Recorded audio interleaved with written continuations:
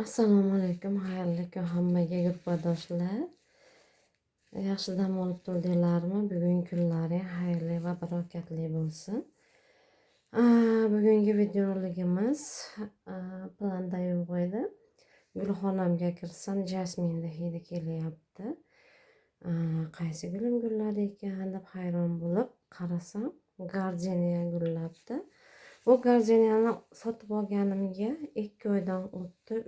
2 oy bo'ldi. 2 oydan o'tib qoldi shekilli. Va sotib olgan vaqtimda kichkinagina garshokchada kelgan, biroz bundan kichkinaroq.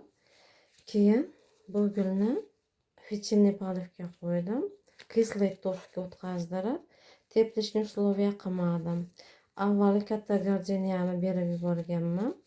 Mana shu gardeniyani sotib olganimdan keyin qayta ekib olganimda 1 oydan oshiqroq vaqt teplичный условияda saqlaganman va birorta bargini to'kmasdan ildizlar yangi gruntga o'rnashib olgan edi. Bu gardeniyani esa unday qilmadim. Kelishiga fichilniy polivga qo'ydim. Avval обработка qilib oldim. Bu gulni sotib olganimdan keyin birinchi navbatda qilgan ishim bu обработка qilish bo'ldi. Har qanday gulni sotib olganimda обработка qilaman. Albatta birinchi navbatda qiladigan обработка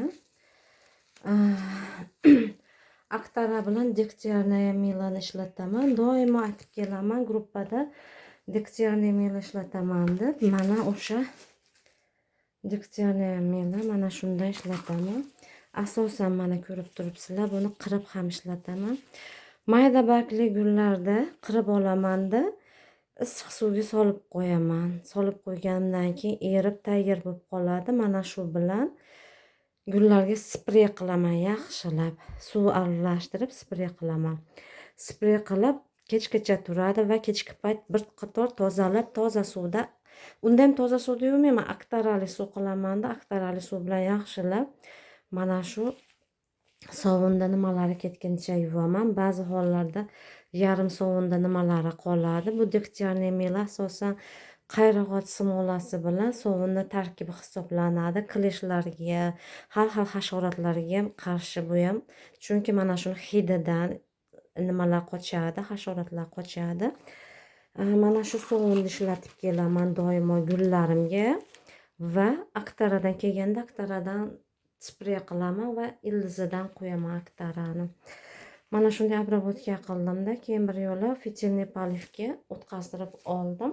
100% kislый torf va perlitni o'ziga. Mana bu garshogida katta deb hisoblasanglar kerak. Mana ko'ryapsizlar garshogini. Kattaga o'xshaydi, lekin faqatgina tag qismiga 0,5 sm ham grunt to'g'ri kelmagan sababi.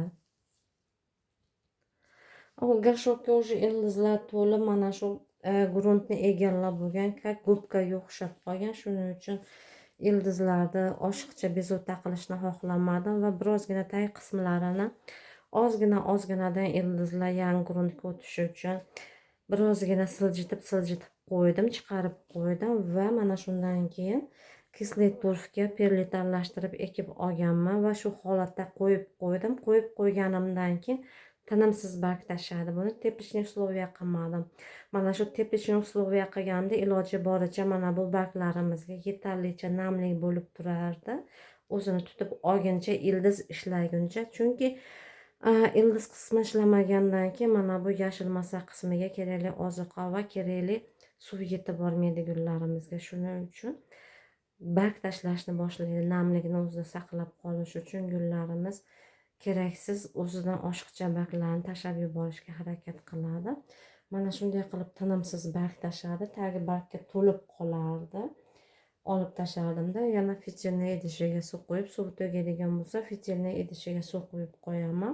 Butonlarini tashladi. Bir qator butonlar juda ham ko'p edi. Butonlarni polностью tashladi. Mana bu sizlar ko'rib turgan yashil barglar, mana bular hammasi yangi chiqargan barglari tepa qismidan.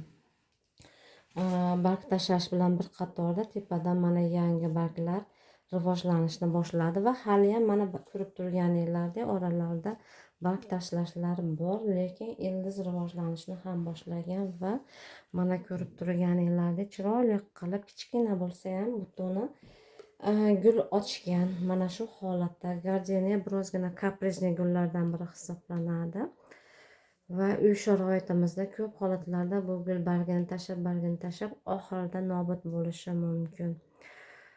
Mana shuni tajriba qilish uchun avvalgilarni osongina adaptatsiya qilib olganman. Teplичный условияda saqlab, namlikda. Buni esa shu holatda qo'yib qo'ydim. Gulxonami harorati hozirgi vaqtga kelib, hozirni o'zida ko'rsatib o'taman.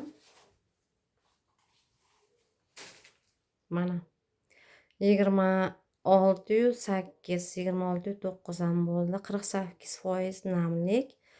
Mana shunday holatda gulxonami harorati va mana ko'rib turganinglardek hozir sprey holatida sprey qilingan. Kunda sprey qilmayman. Bu gulga umuman kelganidan buyon 2 oydan o'tgan bo'lsa 2 marta yo 3 marta sprey qildim. Bunda ham hasharotlarga qarshi 3 marta ham 4 marta qildim. Hasharotlarga qarshi gulga sprey qilaman. Mana shunday hamma gullarga sprey qilganimda mana shunga ham hasharotlarga qarshi birga tayyorlagan kokteylimni sprey qilib o'taman. Boshqa alohida kunda sprey qilish umuman xohlamayman. Chunki mana shu xona sharoitiga moslashni xohlayman. Abidga borib esa gulxonamda lampalar juda ham ko'p. Lampalardan chiqqan issiqlik bilan xonani harorati 30 gradusga boradi. Mana shu holatda ham mana shu rivojlanyapti, lekin barglar to'kilishi hali ham davom etyapti. Ildizlar hali yaxshi emasligini hisobiga mana ko'rib turganinglardek fitilni ikkita ip qo'yganman va mana уже ildizlarni ko'ryapsizlar. Tagidan ham yangi ildizlar chiqishni boshlagan. Ildizlar rivojlanishni boshlagan уже. Mana shu gulni qachonki ildizlari rivojlanib, to'liq holda adaptatsiyadan o'tib, mana shunday chiroyli bo'lib ketsa ko'rsatmoqchi edim. Mana shunday qilib gardeniya gullarini parvarish qilishlaring mumkin deb. Lekin bugun gullagani uchun oldinroq videorolik oldim va mana shu holatda bu gulni parvarish qilishda davom etyapman. Keyingi holatlari qanday bo'lishini albatta sizlarga ko'rsatib o'taman. Bu gulga oshiqcha kunda nima qilmayman, sprey qilmayman. Azaliya gulim bor edi, yodinglarda bo'lsa, katta azaliya gulim o'sha xona sharoitiga moslashgan edi. U gulimni olib chiqib o'tgan yili iyul oyida hovliga o'tkazdirganman. Hovliga o'tkazdirganimdan keyin kuzgacha turdi, juda ham chiroyli bo'ldi. Yashil massasi rivojlanib va kuz oyida bilmasdan sindirib qo'yishdi yarim qismini. Shundan keyin garshokka ko'chirib o'tkazgim kelmadi. Xunuk bo'lib qolgani uchun bir tomoni уже kattagina qismini sindirib qo'yishgan. Yerda qoldi hovlida. Qishda 3 kun, qish oyida 3 kun anomal sovuq ham bo'ldi. Mana shu anomal sovuqdan keyin azaliya, endi komnatniy azaliya boshqa, sadoviy azaliya boshqa. Komnatniy azaliyani ekkanman hovliga va 3 kun anomal sovuqdan keyin sovuq olib ketsa kerak deb o'ylab, уже 3 kun o'tgandan keyin anomal sovuqdan chiqib qarasam barglari ham yashil holatda, yaxshi holatda turibdi. Hozir ham hovlida yashil chiroyli holatda o'syapti. Bir tomoni sinib ketgan, lekin chiroyli holatda o'syapti. Demak, komnatniy azaliyalarimizni ham bemalol qo'rqmasdan hovliga ekib o'stirsak bo'laveradi. Ola-kulankaga ertalabki quyosh tushib o'tib ketadi va abidlarda birozgina quyoshli bo'ladi. Tikka quyosh emas, lekin ozgina ham salqin, ham soya, ham ozgina quyosh tushib turadigan joyga o'tkazdirib qo'yganman. Demak, gardeniya gulini mana ko'rib turganinglardek mana shu holatda parvarish qilyapman va keyingi holatlari qanday bo'ladi, albatta sizlarga videorolik orqali ko'rsatib boraman. Hozircha mana shunday holatda va bu meni xursand qilib, mana ko'rib turganinglardek chiroyli gullagan va mana bu butonlari ham chiroyli holatda. Ya'niki bu butonlarni ham gullaydi. Mana bu buton ham bemalol o'zini ochgani kuchi yetadi. Mana bu ham gullagani kuchi yetadi. Qolganlarini bilmadim. Endi mana bu butonlar ham mana yangi rivojlanyapti turgan butonlar. Mana bu yerda ham yangi butonlar rivojlanyapti. Yangi barg chiqaryaptiki, mana shu qismidan butonlar bor. Albatta buton chiqaryapti. Mana oralarida ham mana shunday holatda butonlar bilan rivojlanyapti. Mana shu go'zal holatda turibdi. Mana ko'rib turganingizdek, bu azaliyam bo'ladigan, azaliya deman, gardeniya gulim bo'ladigan bo'lsa, endi sizlarga yana klubenkalarimdan mana yaqinda o'tkazdirgan edim. Bular уже mana shuncha bo'ldi. Yaqinda gruppada aytgan edim, klubenkalari bor. Bu Langiloba Lovi Complex degan sortidan. Langiloba bilan mana bargida ham farqi bor. Langilobalarni yangi chiqqan klubenkadan chiqqanlari to'qroq bo'ladi. Bular silver sifatida, serebryanniy bo'lgani uchun mana shunday ochroq sifatda ko'rib turganinglardek barglarida ham farqi bor. Mana shunday bo'lib, chiroyli bo'lib, mana уже ba'zilari ikkinchi bargini ham yozib, chiroyli holatga kelib qolgan. Hammalarida уже ikkinchi bargini ham yozyapti. Mana bu yerda esa regal shilsimdan bor. Mana ko'rib turganinglardek tayi baquvvat yo'g'on, sababi bargi ham katta. Buni klubenkasi katta. Gullarimizni klubenkalari qancha katta bo'lsa, gullarimiz mana shu klubenka o'ziga yetarlicha kuch oziqa yig'ib olgan bo'ladi va yozgan barglari ham chiroyli katta va tez o'sib, tez rivojlanadi. Chunki klubenkani quvvati mana shu gulimizni tezroq rivojlanishiga yordam beradi. Va mana bu yerda ko'rib turganinglardek, bu yerda ham mana klubenkalarim o'syapti. Mana bu o'sha ham Langilobadan, mana bu Yucatan prinsessadan, mana ko'ryapsizlar, bular golland sort, bu ham golland sort. Bu ham Yucatan prinsessadan уже ikkinchi bargini yozyapti. Mana bu Langiloba, mana bu yerda Polymint kichkina. Bular klubenkalari kichkina edi. Ko'ryapsizlarmi? Rivojlanish juda ham sekin. Mana bularni klubenkalari kattaligi uchun juda ham yaxshi rivojlanyapti. Mana bu yerda esa Macrorhiza alba. Mana buni ham klubenkasi juda ham kichkinaligi uchun juda ham sekinlik bilan rivojlanyapti. Aynan ham klubenkalar chiqyapti. Mana shunday holatda bo'ladigan bo'lsa, mana bu yerda esa o'tgan safar pen qismini ko'rsatgan edim avvalgi videoroligimda. Mana undan keyingi holatda mana bargini variegatniligi va 3-bargni yozyapti. Bu ham pen qismidan olingan va baquvvat, shuning uchun klubenkalari bambinolarga juda ham mayda bo'lar ekan va juda ham sekinlik bilan o'sar ekan. Buni ildiz qismini kesib turib, pen qismini, ildizlarni olib tashlab turib muhga solib qo'yganman va pochkalari uyg'onib mana shunday qilib mana dichka beryapti. Mana bu yerda esa mana bu ham variegatni, bu Polly Pink Mint sortidan, Polly Pink sortidan, Polly Pink Alba sortidan shunaqa variegatni sorti Pollyni. Mana yana mana bu yerda klubenka, mana bu klubenka shekilli, bu klubenka. Mana bu chiqaryap turgan, bu ham pendan chiqaryapti va biroz o'sgandan keyin rivojlanib ketadi. Mana ko'rib turganinglardek mana shunday holatda bo'ladigan bo'lsa, mana bu yerda yangi klubenkalarni qo'ydim. Bu kukulata, alakaziya kukulata. Mana ko'rib turganinglardek klubenkalari juda ham katta. Mana shunday. Juda ham katta. Mana shunday klubenkalari. Yaqinda kukulatani boshqa gruntga ekdim va ko'rib turganinglardek mana shunday klubenkalar chiqqan.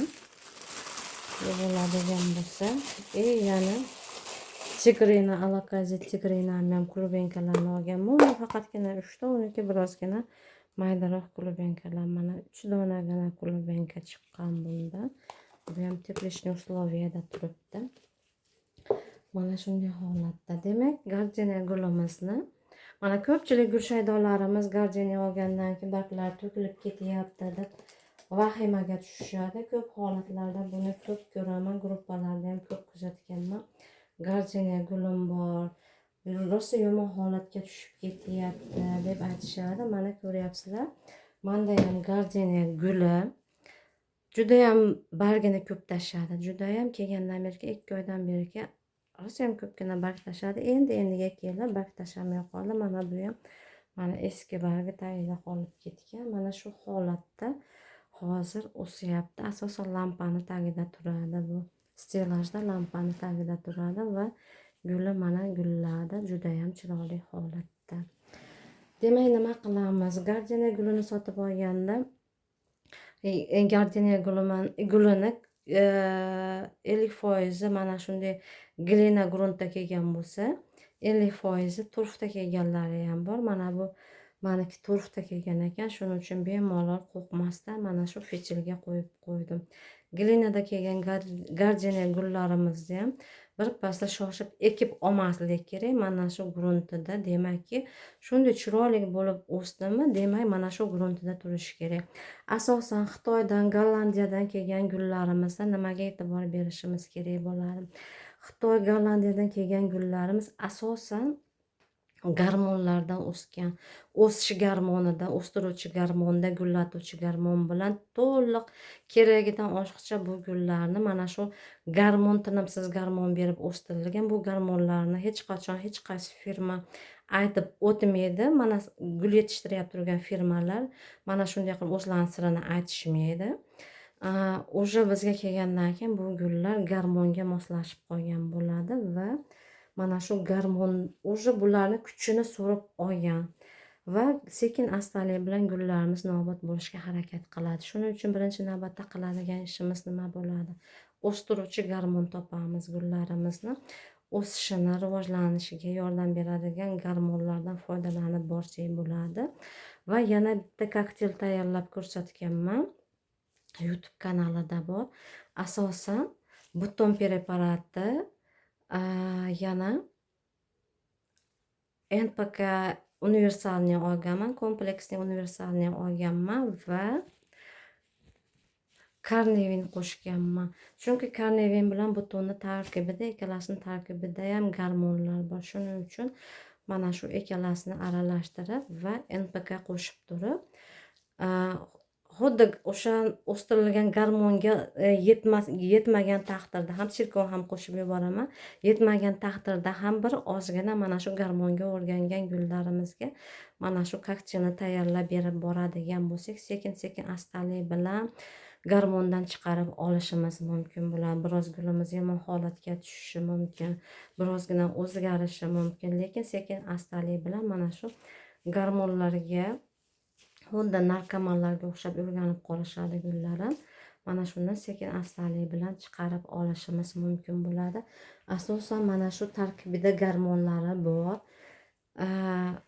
nimalarni, preparatlarni olib turib gullarimizga berib boradigan bo'lsanglar, sekin astalik bilan chiqarib olasizlar. Oldin haftasiga berasizlar, haftada bir martada mana shunday tarkibida gormon bor preparatlarni berib borasizlar. Sekin astalik bilan 1,5 hafta, 2 hafta, 3 hafta, 3 haftada bir qilib turib mana shunday gormonal preparatlarni berib borilib turib, keyingina sekin astalik bilan gullarimizni mana shu narsadan chiqarib olsak bo'ladi. Harakat qilib, mana shunday qilib, mana bu gul kelganidan beriga bu gulga orada o'sha birinchi tayyorlab bergan kokteylim, o'sha aytib o'tgan kokteylim bo'ladi. Bir haftada bir mana bu idishi, fitilni idishi quriydi va mana shu kokteylni tayyorlayman-da beraman. Orada bir haftada mana shu suvni ichib olgandan keyin keyingi haftasiga oddiy NPK beraman yoki bo'lmasam жидкое удобрение beraman birorta. Undan keyingi haftaga yana mana shu gormonal preparatni tayyorlab beraman. Tarkibiga yana HB101 qo'shishim mumkin, Novasil qo'shishim mumkin, glitsin, aminosil mana shularni qo'shib turib yana tayyorlab beraman.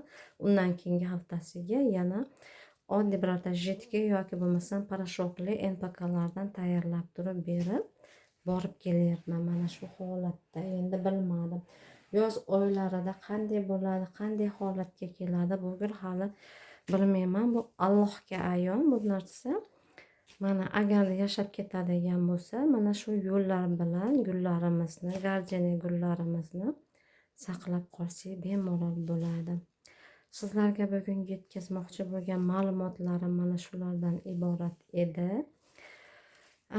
Yana ko'rishguncha xayr, sog' omon bo'linglar.